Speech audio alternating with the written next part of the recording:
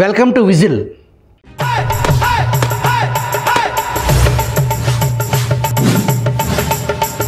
మాచర్ల నియోజకవర్గం గుండ్లపాడులో వికృత ఆటవిక ఫ్యాక్షన్కు సజీవ సాక్షి తోట చంద్రయ్య దారుణ హత్య. నాడు బయట వ్యక్తులకు ఆ గ్రామంలోకి ఎంట్రీ లేదు, మీడియాకు అనుమతి అసలే లేదు. ఒక జర్నలిస్ట్గా నేను, నాతో పాటు ప్రస్తుత ఆంధ్రప్రదేశ్ ప్రెస్ అకాడమీ చైర్మన్గా నియమితులైన సీనియర్ జర్నలిస్టు రచయిత ఆలపాటి సురేష్ ప్రాణాలకు తెగించి మొన్న ఎన్నికలకు ముందు చంద్రయ్య గ్రామం గుండ్లపాడులో అడుగుపెట్టాం. తోట చంద్రయ్య భార్య కన్నతల్లిని పలకరించాం. చంద్రయ్య భార్య అమాయక మొహంతో, అయ్యా మా అబ్బాయి ఆంజనేయుల్ని మీరు చూశారా అని ఆ అమాయక పిచ్చి తల్లి కొడుకును చూడటం కోసం 2 సంవత్సరాలకు పైగా కళ్ళల్లో ఒత్తులేసుకుని ఎదురు చూస్తుంది. అదేంటి, తన భర్త చంద్రయ్యను హత్య చేశారు, తన కుమారుడు ఎందుకు తన ఇంటికి దూరంగా ఉన్నాడు అనే అనుమానం మీకు వచ్చిందా? హతుడు చంద్రయ్య కొడుకు ఆ ఊరిలోకి అడుగు పెడితే లా అండ్ ఆర్డర్ సమస్య వస్తుందంట. అందువల్ల చంద్రయ్య కొడుకుని మొన్న ఎన్నికల ఫలితాలు వచ్చే వరకు పోలీసులు తోట ఆంజనేయులను ఊరిలోకి అడుగు పెట్టనీయలేదు.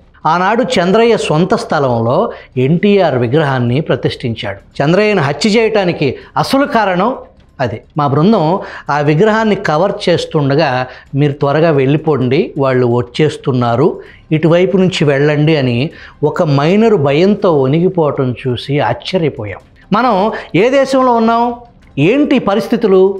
బాధితుల పక్షం నిలబడి ప్రపంచం దృష్టికి నిజాలు చూపించాలనుకునే జర్నలిస్టుల పరిస్థితి దేనికి అర్థం పడుతుంది? వ్యవస్థలను చెరపట్టి పచ్చటి పల్లెల్లో నెత్తురు ఏరులు పారిస్తున్న నయవంచక వికృత పాలెగాళ్ల విధ్వంసానికి సజీవ సాక్ష్యం గుండ్లపాడు బాధితులు.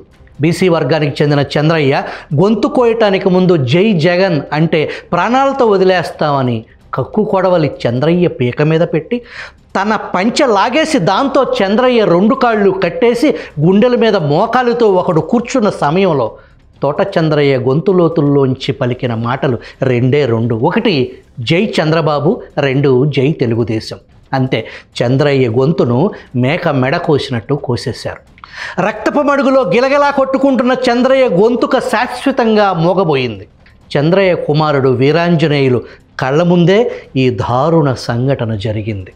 వీరాంజనేయులను అడుగు ముందుకు వేయనీయకుండా 4 వ్యక్తులు బలంగా పట్టుకున్నారు. మా నాన్నను చంపొద్దు అని దిక్కులు పిక్కటిల్లేలాగా అరుస్తున్న సమయంలో కళ్ళ ముందు మహాదారుణం జరిగిపోయింది. మీరొక్కసారి ఊహించండి, కన్న కొడుకు కళ్ళ ముందు తండ్రి గొంతు కోస్తున్న సమయంలో వీరాంజనేయులు ఎంత తల్లడిల్లిపోయి ఉంటాడో మన ఊహకు అందని అంశం.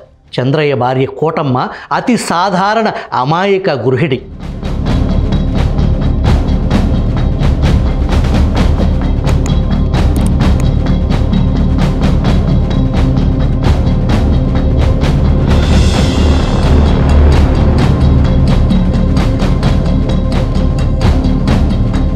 చంద్రయ్యకు 2 పిల్లలు.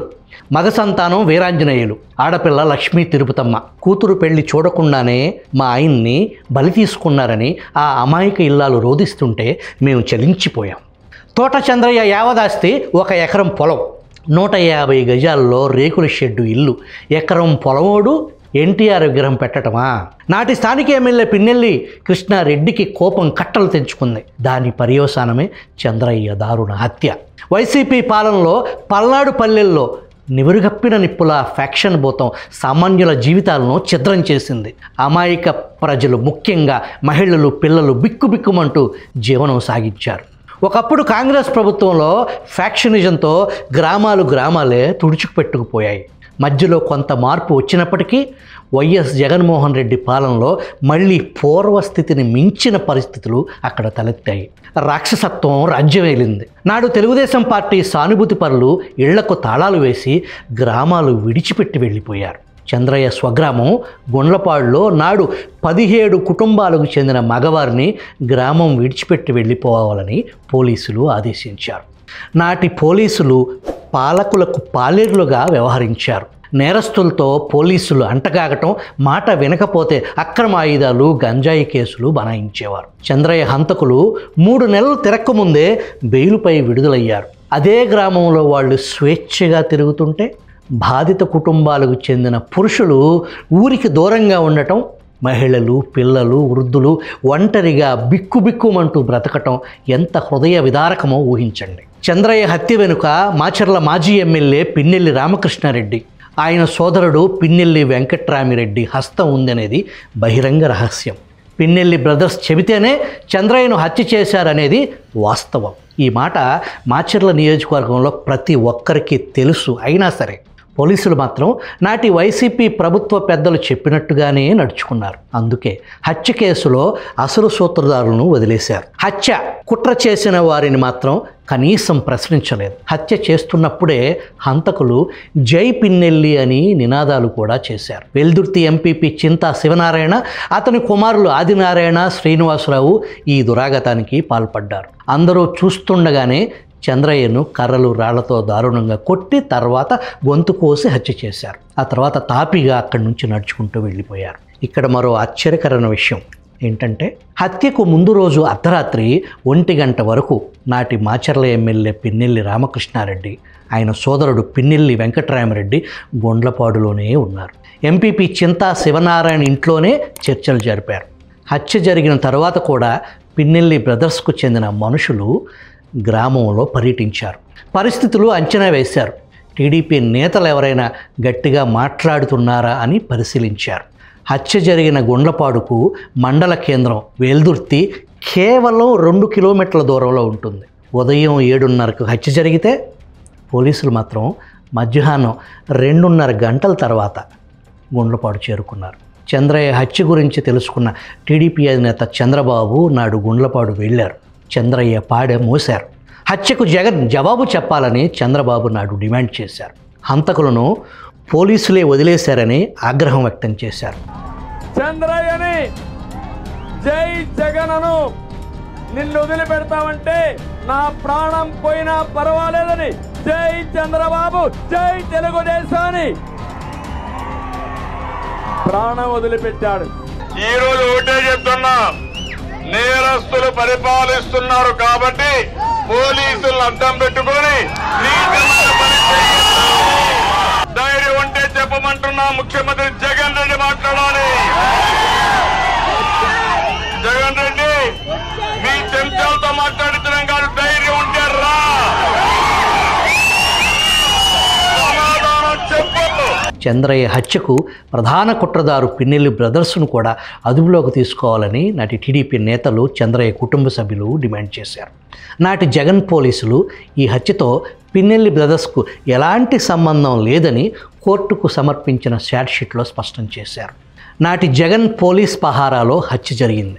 అదే పోలీసులు కేసు విచారించి పెద్ద తలకాయలకు అస్సలు సంబంధం లేదు అని ఆ పోలీసులే కోర్టుకు తెలియజేస్తారు. కూటమి అధికారంలోకి వచ్చిన తర్వాత చంద్రయ్య హత్య కేసును లోతుగా దర్యాప్తు చేయాలనే ఉద్దేశంతో సిఐడికి అప్పగించాలని ముఖ్యమంత్రి చంద్రబాబు నిర్ణయం తీసుకున్నారు. ఈ కేసు పూర్తి ఫైల్ను వెంటనే సిఐడికి పంపాలని పోలీసు శాఖను ఆదేశించారు కూడా. ఈ కేసులో తనను అరెస్టు చేస్తారని భావించిన పిన్నెల్లి వెంకట్రామిరెడ్డి ముందుగానే హైకోర్టులో బెయిల్ పిటిషన్ దాఖలు చేశాడు. గత ఛార్జ్షీట్ను పరిగణలోకి తీసుకోవాలని, దాని ఆధారంగా తన పేరు లేదని హైకోర్టులో పిటిషన్ దాఖలు చేశాడు. దీంతో హైకోర్టు ముందస్తు బెయిల్ మంజూరు చేసింది. కొద్ది రోజుల క్రితం చంద్రయ్య హత్య కేసులో ఒక నిందితుడు ఈ కేసులో ఫర్దర్ విచారణ అవసరం లేదని పిటిషన్ వేశాడు. హత్య కేసు నిందితుడు ఒక కుగ్రామానికి చెందిన అతి సాధారణ వ్యక్తి. అటువంటి వ్యక్తి ఈ కేసులో మరెవరినో విచారించాల్సిన అవసరం లేదు, విచారణ అంతా గత ప్రభుత్వంలో జరిగిపోయింది అని నిందితుడైన పిటిషనర్ వాదన. చంద్రయ్య హత్య కేసు విచారణపై స్టే విధిస్తూ జస్టిస్ హరినాథ్ మధ్యంతర ఉత్తర్వులు జారీ చేశారు. మరి ప్రభుత్వ న్యాయ విభాగం ఏం చేస్తుంది? అప్పీల్కి వెళుతుందా? సుప్రీంకోర్టు గడప తొక్కుతుందా? మనకు తెలియదు. తెలుగుదేశం పార్టీ కేడర్లో మాత్రం ఈ సంఘటన తీవ్ర వేదనకు గురి చేస్తుంది. చంద్రయ్య అసలు హంతకులు చంద్రబాబు ప్రభుత్వంలో స్వేచ్ఛగా తిరగటం వారికి అస్సలు మింగుడు పడటం లేదు. మరోపక్క ప్రభుత్వ న్యాయ విభాగంపై విమర్శలు వస్తున్నాయి. అతి ముఖ్యమైన, సున్నితమైన పార్టీ కేడర్ మనోభావాలకు సంబంధించిన అంశంతో పాటు జగన్ వికృత పాలనకు సజీవ సాక్ష్యం చంద్రయ్య హత్య ఉదంతం. ప్రభుత్వం తక్షణం న్యాయ ప్రక్రియను పరుగులు పెట్టించి అసలు దోషులను కోర్టు బోన్లో నుంచో పెట్టకపోతే కూటమి సర్కార్ పూర్తి స్థాయి అప్రదిష్ట పాలవటం ఖాయం.